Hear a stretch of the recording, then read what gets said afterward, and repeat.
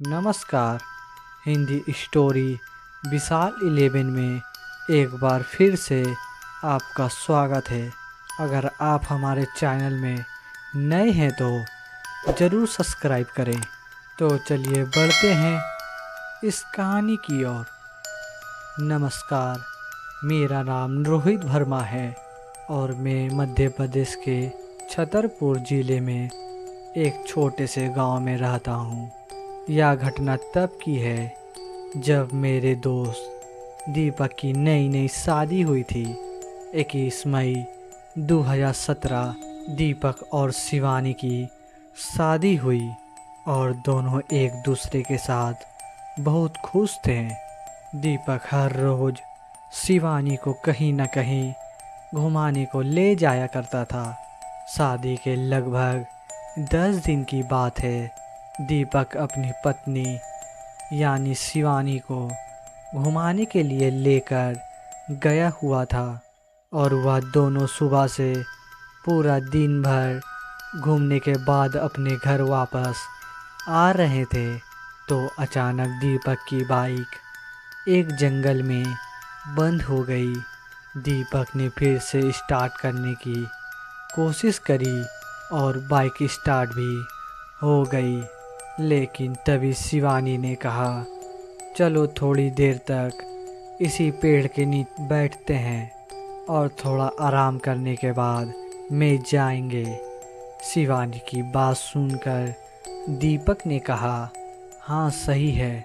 वह दोनों उसी जंगल में लगभग 20 से 25 मिनट तक उसी पेड़ के नीचे बैठे रहे, लेकिन अचानक दीपक की पत्नी को घबराहट महसूस होने लगी और उसने कहा, दीपक चलो यहाँ से, अब मुझे कुछ अजीब सा लग रहा है और मेरे पूरे बदन में हल्का हल्का दर्द सा हो रहा है।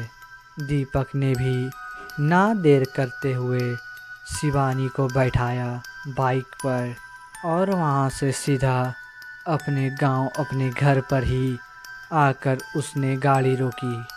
थोड़ी देर बाद दीपक ने अपनी पत्नी को गांव के किसी डॉक्टर से दवाई लाकर दी और खिलाने के बाद आराम करने के लिए कह दिया। घर के सभी लोग शिवानी के पास ही पूरा दिन बैठे रहे। शाम को लगभग 7 या साढ़े 7 बजे करीबन घर के सभी लोगों ने खाना वगैरह खाकर अपने अपने जगह सोने चले गए। दीपक की पत्नी शिवानी भी अपने रूम में चली गई। लगभग 1 घंटे के बाद दीपक जब कमरे के अंदर आया तो दीपक को कुछ अजीब सा लग रहा था। दीपक ने देखा शिवानी की आंखें बहुत बड़ी बड़ी है और लाल भी हो रही है। शिवानी बड़ी विचित्र निगाहों से उसे घूर रही थी। उसका चेहरा भी थोड़ा अजीब सा लग रहा था। दीपक ने उसके पास आकर शिवानी से बड़ी शांति से कहा, क्या हुआ शांति, तबीयत ठीक तो है और तुम्हारी अब कुछ आराम है? शिवानी ने दीपक की तरफ घूमते हुए बड़ी खतरनाक और भयानक डरावनी आवाज़ में कहा, भाग जा यहाँ से, अभी भाग जा। यह सुनते ही दीपक के होश उड़ गए और वह बहुत ज़्यादा डर गया।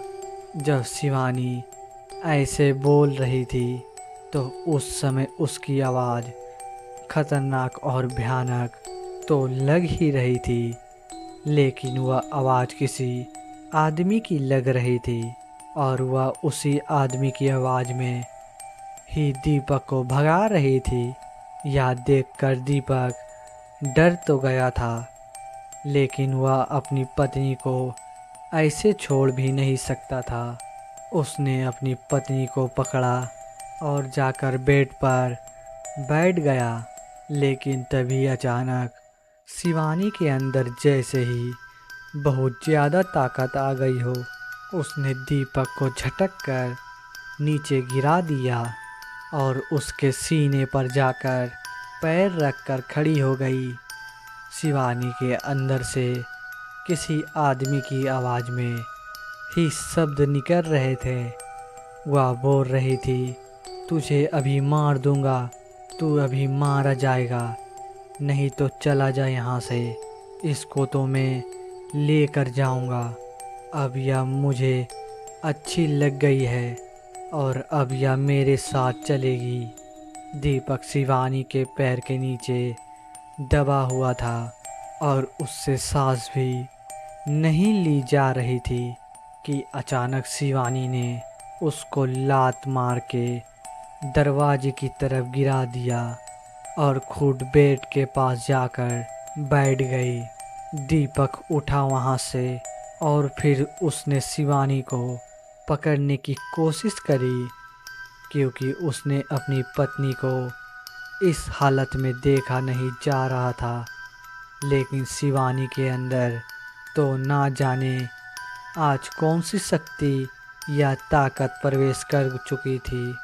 उसने वही बेड उठाकर पूरी जान से कमरे के अंदर पलट दिया और वह बेड सीधा दीपक के जाकर लगा। फिर दीपक के भी चोट लगी थी और वह नीचे की तरफ गिर गया।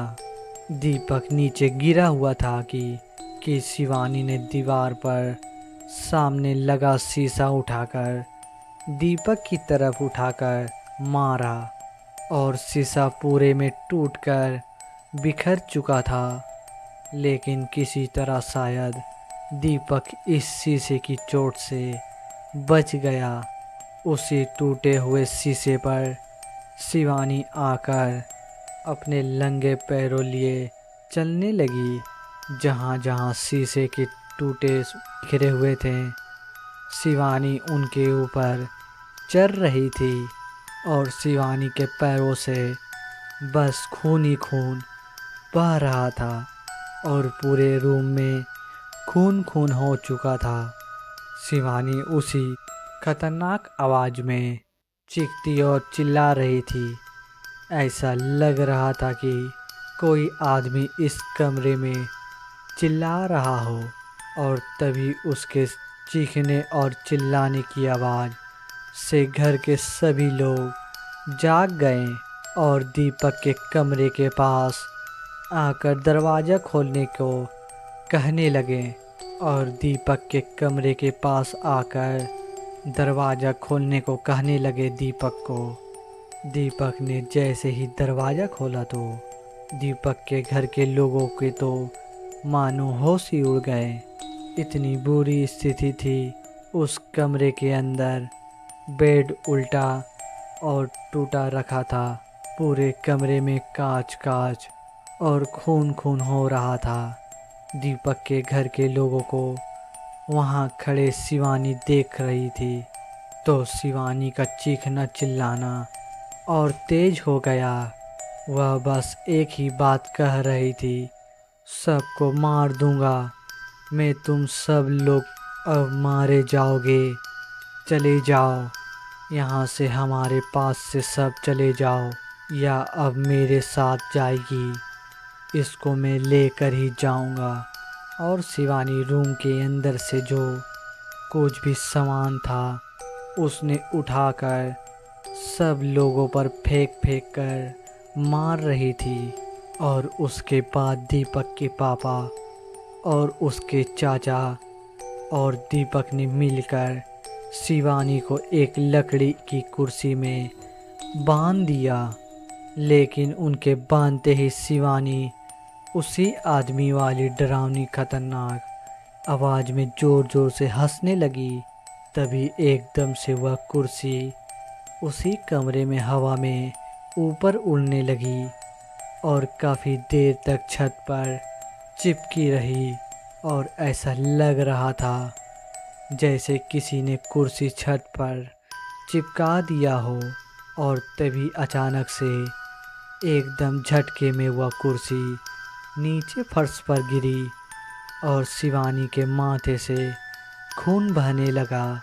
और वह गांव के लोग आवाज़ें सुनकर आ गए और गांव के लोगों ने आकर कहा कि जाओ कोई आदिवासी बाबा को लेकर आओ, जाओ वही इसको बचा सकते हैं। अभी हमारे यहाँ मध्य प्रदेश में आदिवासी लोग बहुत मिल जाते हैं। जंगल में गांव से लगभग 9 किलोमीटर दूर एक आदिवासी बाबा रहते थे। गांव में किसी को भी भूत प्रेत से जुड़ी कोई भी संबंध होती थी, उन्हीं के पास सब लोग जाते थे। बाबा ऐसी चीज़ के बहुत जानकार थे।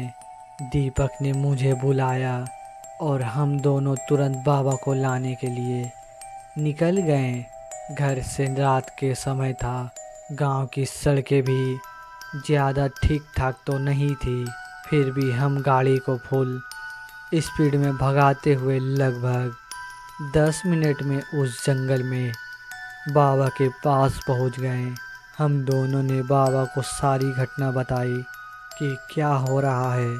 बाबा ने हमारी बात ध्यान से सुनी और कहा, जाओ यह बाल्टी उठाकर सामने से पानी भरकर ले आओ। दीपक ने थोड़ी हैरानी भरी नज़रों से बाहर की तरफ देखा। इसके आगे की कहानी मैं आप लोगों को अगले एपिसोड में बताऊंगा।